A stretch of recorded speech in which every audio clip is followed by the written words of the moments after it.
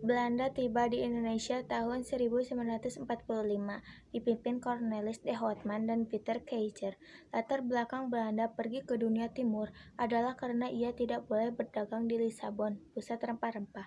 Di Eropa, maka berbekal buku Interior, karya Jan Huygens van Lieshout, akhirnya Belanda memberanikan diri menjelajahi samudra menuju ke dunia timur. Pada tahun 1596, Belanda tiba di Banten, dipimpin Cornelis de Houtman. Karena kecongkangan Cornelis, Belanda diusir dari Banten. Perjalanan kedua dipimpin oleh Jacob van den Warwijk. Mereka sampai di Banten pada tahun 1598 dan perjalanan dilanjutkan ke Ambon. Di Ambon, para pedagang Belanda membentuk kongsi dagang yaitu VOC.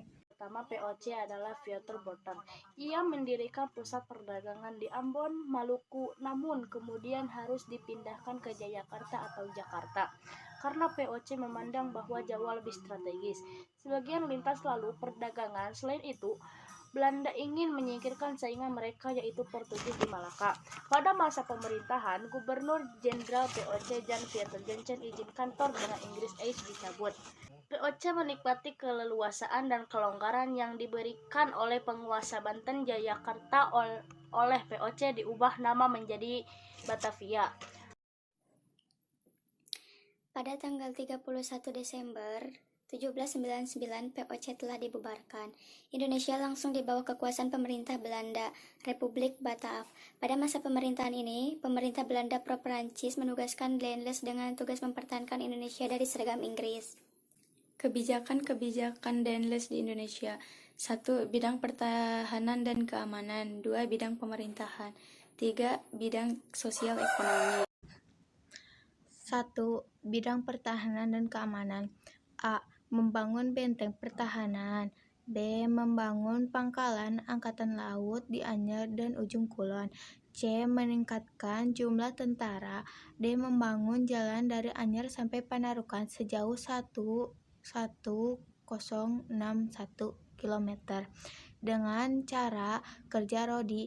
Fungsinya untuk memperlancar arus transportasi, komunikasi, dan pengiriman tentara. E. Membangun pabrik-pabrik senjata. 2. Bidang pemerintahan. A. Memperbaiki gaji para pegawai dan memberantas korupsi. B. Membagi Pulau Jawa menjadi 9 daerah. C. Mengubah kedudukan bupati dari penguasa feodal menjadi penguasa pemerintah Yogyakarta dan Suryakarta. D. Mendirikan badan-badan pengadilan yang akan diadili oleh orang Indonesia sesuai adat istiadat. E. Merombak sistem pemerintahan feodal menjadi sistem pemerintahan barat yang modern. F. Menjadi Batavia sebagai pusat pemerintahan. G. Menyederhanakan upacara. 3. Bidang sosial ekonomi.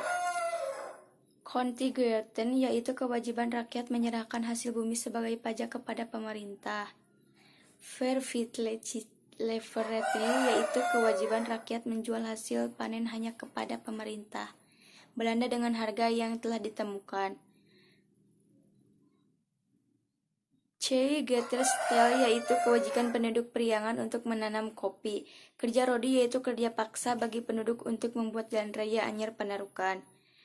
Menjual tanah-tanah negara kepada pihak swasta atau particular Landesig Stelsel.